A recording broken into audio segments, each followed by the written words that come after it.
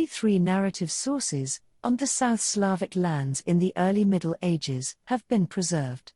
The first of these, which is cited under the title De Administrando Imperio, was composed in the middle of the 10th century and ascribed to the Byzantine Emperor Constantine's 7th Porphyrogenitus, that is 300 years after the beginning of the settlement of the South Slavs in their new homeland.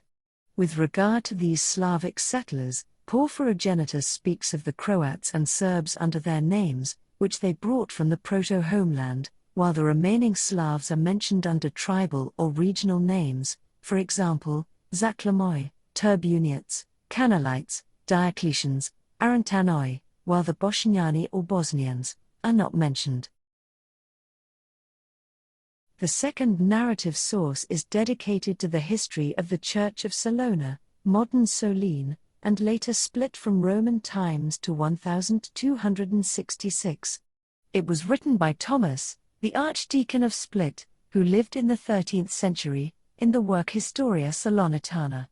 Thomas calls the Croats Goths, and speaks much of the relations between the autochthonous Roman and newly settled Slavic or Croatian element through 600 years, while he mentions Bosnia only in passing.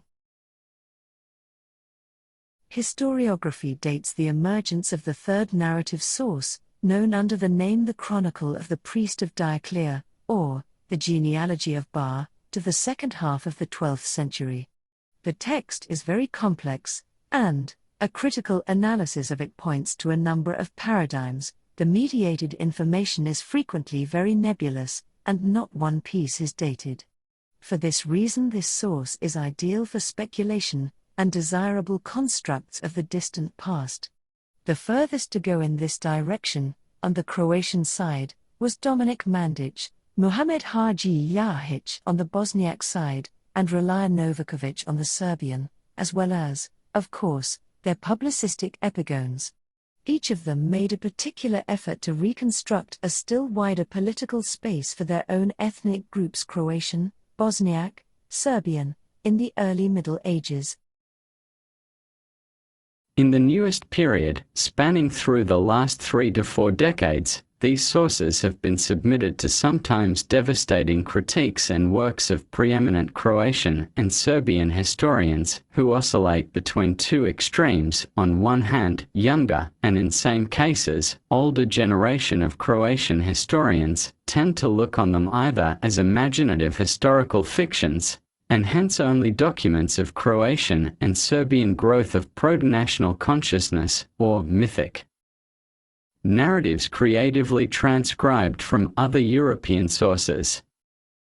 On the other hand, critical Serbian historians are trying to salvage basic elements of these works, unsure which part of these sources should be treated as relatively reliable and which is a pure fiction.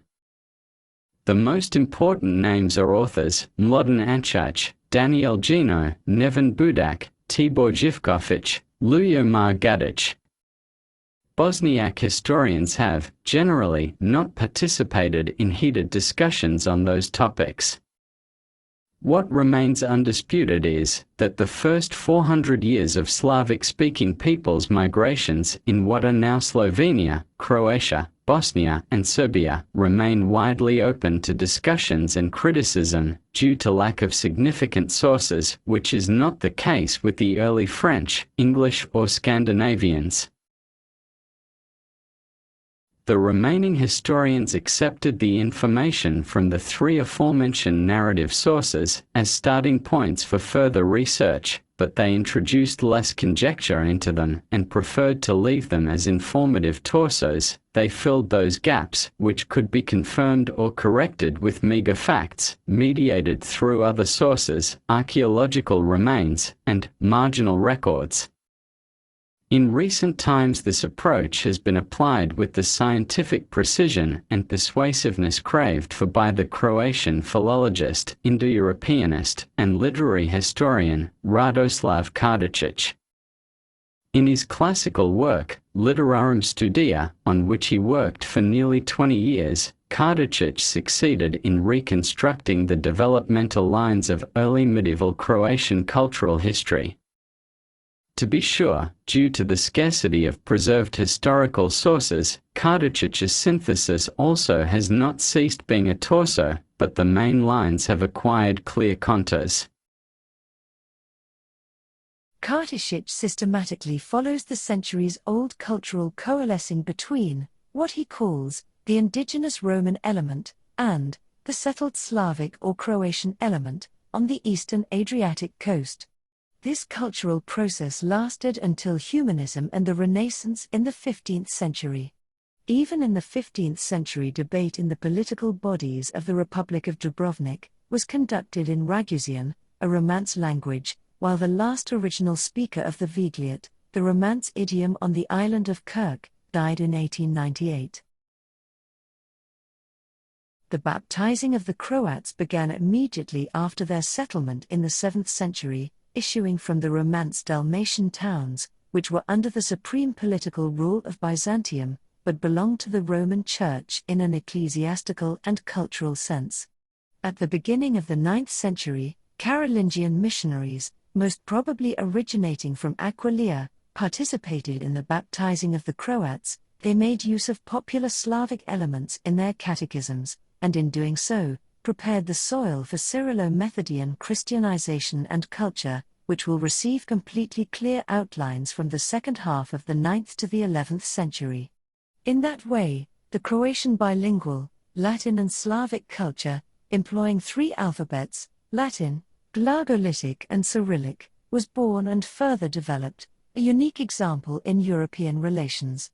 4. It is not a question of the parallel existence of an erudite Latin education, and the popular language of the illiterate, which is otherwise characteristic for the European West, but rather, of two equally erudite and schooled literary traditions.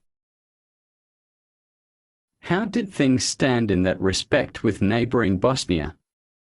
When Bosnia is in question in this context, it should be emphasized that Bosnia was less exposed to the permanent influences of the Dalmatian Roman towns because it was situated in the hinterland. Nevertheless, the meager records on the influence of the Salonitan Metropolitan on the ecclesiastical organization in Bosnia are confirmed by the archaeological remains of churches on the territory of today's Bosnia, which derive from the period before and after the Austro-Gothic rule between 490 and 535 AD, and the Slavic Avar political alliance during the 7th and 8th centuries. The western half of today's Bosnia, stretching to the Verbas River, was, until the Ottoman conquests in the 15th century, a region of Croatian ecclesiastical and political processes, while it came under the political rule of medieval Bosnian rulers only during the 14th century. Porphyrogenitus' account very convincingly legitimates the situation in the 10th century. Here it is said, "From the Croats who came to Dalmatia, a part split off, and possessed themselves of Illyricum and Pannonia. They too had an independent prince, who used to maintain friendly contact, though through envoys only, with the Prince of Croatia." Bosnia was certainly located in this Illyricum as one of Porphyrogenitus' Glavinias, so named because the language, faith, legal order, and oral literature were Slavic. The mythological, ceremonial, and legal texts were delivered orally according to the Slavic tradition from generation to generation.